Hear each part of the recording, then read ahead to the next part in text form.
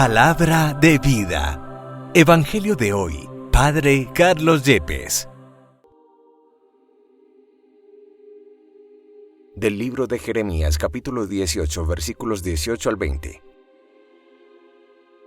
Ellos dijeron: Venga, tramemos un plan contra Jeremías, porque no faltará la ley del sacerdote, ni el consejo del sabio, ni el oráculo del profeta.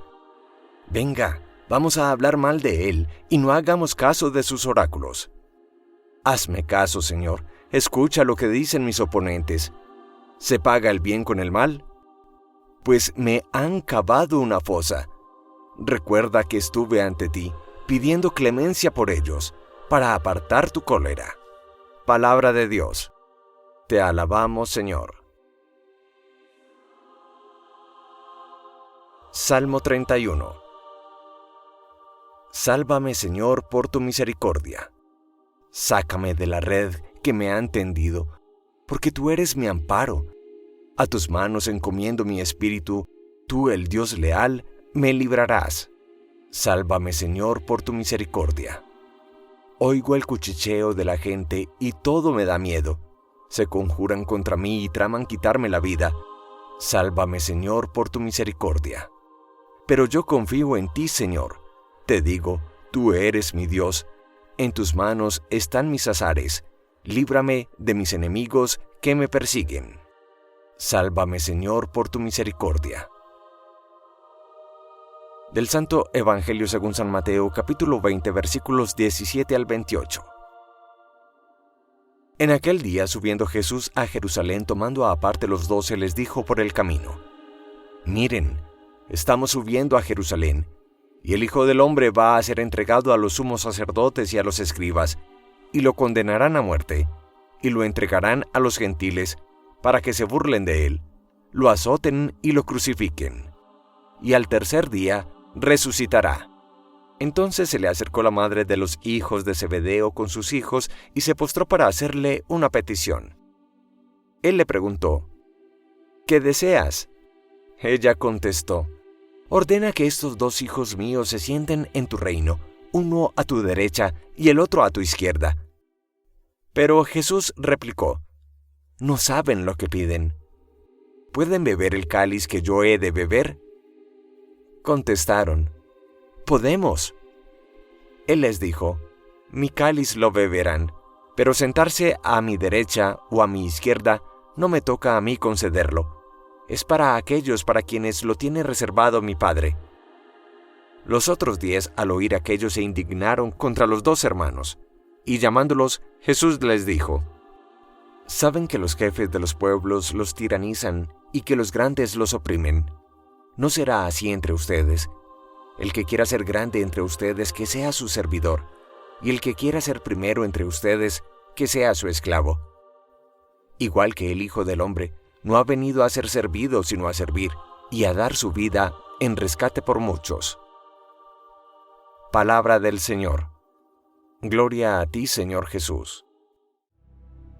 El texto por demás diciente de Jeremías capítulo 18 nos muestra la lucha eterna del mal, el malvado, contra los buenos, contra el bien en el alma humana. ¿Cómo entender que aquellos que no comprendían el mensaje de Jeremías hablan de tramar, urdir, maquinar un plan contra Jeremías para acabar con su vida?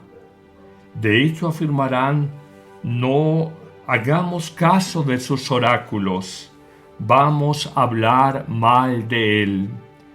Jeremías se duele de la incomprensión de los suyos y clama con fuerza, con intensidad de corazón a Dios, diciéndole: Señor, hazme caso, escucha lo que dicen mis oponentes. ¿Acaso se paga el mal con el bien? Pues han cavado una fosa. Recuerda que estuve ante ti pidiendo clemencia por ellos. Qué impresionante este texto, y te muestra esa lucha, repito, eterna del bien contra el mal que siempre se ha dado en la historia humana en la historia del mundo. Es que Jeremías ha sido un pararrayos de la ira de Dios intercediendo por su pueblo, por sus mismos enemigos, y sin embargo ellos le pagan con un nuevo complot. Los enemigos aparentemente guardan las apariencias. Esos enemigos son los responsables religiosos y políticos del pueblo que persiguen a Jeremías supuestamente bajo el argumento engañoso de ser un perturbador del orden establecido. Estas dirigentes son fundamentalmente los sacerdotes de la época, a los que les competía la explicación y aplicación de la ley o Torá, que es la instrucción revelada por Dios. Pero también a este grupo pertenecen los llamados sabios, que son los encargados de aplicar de manera práctica las derivaciones e interpretaciones de la ley divina. Y finalmente, además de los sacerdotes y de los llamados sabios, están los profetas, que encarnaban la palabra viva y actual de Dios. Estas tres categorías de dirigentes espirituales, en los cuales hay perversión, de alguna manera quieren acabar con la vida de un hombre de Dios bajo el título de que es un perturbador. Y es aquí donde está el peor crimen que describe el profeta en la primera lectura, que es resistir a Dios, rechazar el mensaje de Dios en él mismo o en un portavoz o profeta suyo, bajo el argumento de un orden establecido. Y nos preguntamos, ¿acaso no fue lo que sucedió a Jesús durante su pasión, que lo persiguieron a él y a sus discípulos, y los que lo perseguían creían que daban gloria a Dios?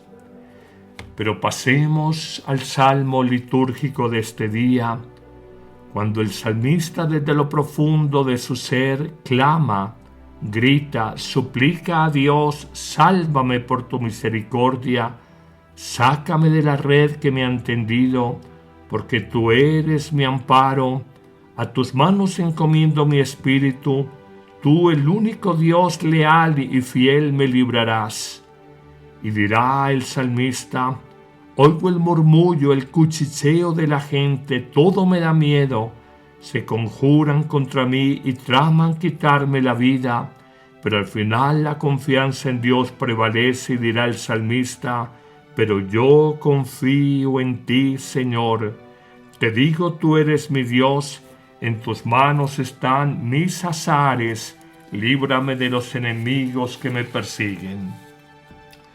Pasemos ahora, a partir de haber reflexionado brevemente sobre la primera lectura y el salmo litúrgico, miremos el Evangelio de San Mateo en el capítulo 20, cuando Jesús dirá al grupo de los 12: estamos subiendo a Jerusalén, y hace anuncio de su propia pasión y muerte, afirmando que el Hijo del Hombre, hablando de sí mismo, será condenado a muerte, y lo entregarán a los paganos para que se burlen de él, lo azoten y lo crucifiquen, pero al tercer día resucitará. Hoy te digo de entrada esta enseñanza: todos tenemos que subir a Jerusalén. Todos en algún momento, por una circunstancia adversa, por una enfermedad, por la vejez o por otras situaciones particulares, estamos llamados a subir a Jerusalén y entregar la vida. Esta es una realidad que no solo se aplica a la persona divina de Jesús, sino también a todos nosotros. Sin embargo, cuando Jesús habla de su propia pasión y muerte, los suyos hace 2000 años, especialmente Santiago y Juan y su madre, y nosotros ahora no entendemos esta propuesta, este camino de subir a Jerusalén, y por el contrario buscamos cuidar la vida, preservar la vida, atesorar la vida, e incluso buscamos aplausos, reconocimientos, importancias y poder humanos, como lo dice la madre de Santiago y Juan, los hermanos Zebedeos.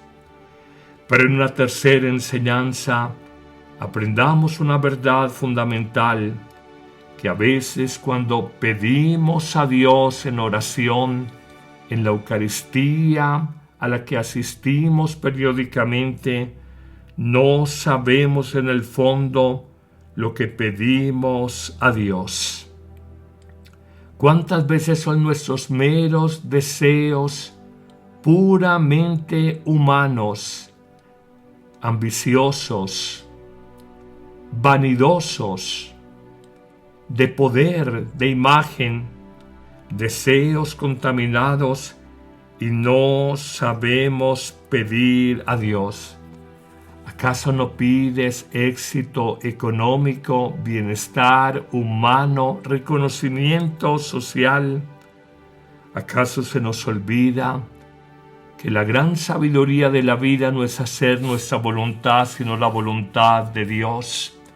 Hoy te invito para que reflexiones sobre qué es lo que pides cada día a Dios en tu oración personal. Y si no se te ha dado, ¿acaso no te has preguntado, ¿será que no me conviene? ¿Será que lo que yo pido no está en los planes o proyectos de Dios? ¿O será que no está en sus propósitos divinos, por lo menos en este tiempo, en estos meses de mi vida, en el hoy de mi historia? Aprendamos a reconocer esa verdad. Pero en una cuarta enseñanza, encontramos la indignación del grupo de los otros 10 discípulos que se indignan y se fastidian contra Santiago y Juan.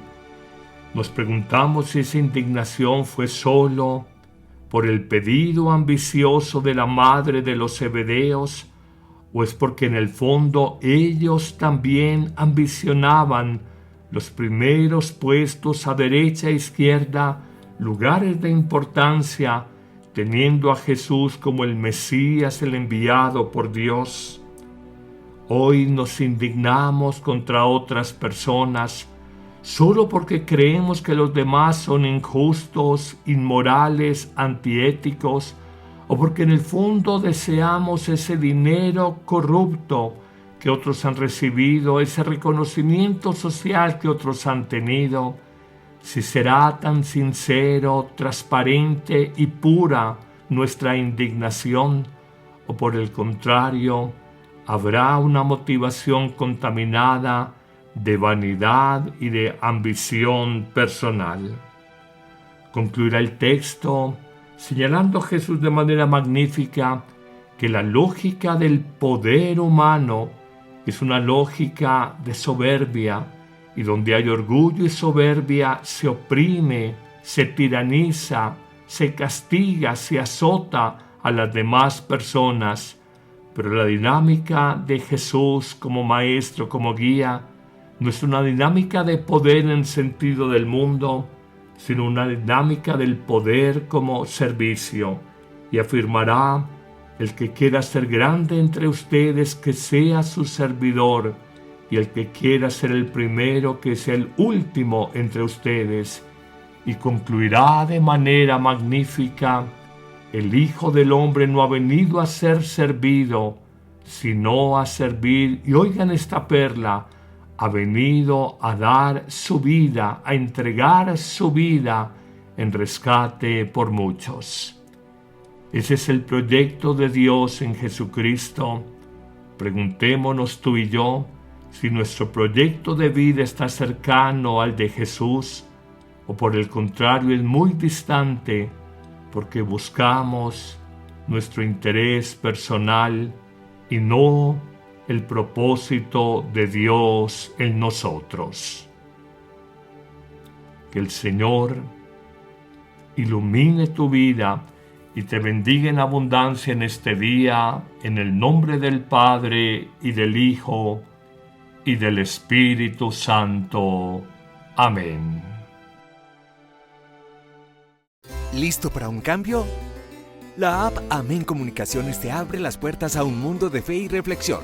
Con un solo clic podrás acceder a misas, oraciones y contenido que nutre tu alma. Esta app es ligera y fácil de descargar en Android y Apple. El Padre Carlos Yepes te invita a unirte a esta comunidad de fe y esperanza. No dejes pasar la oportunidad de crecer espiritualmente cada día.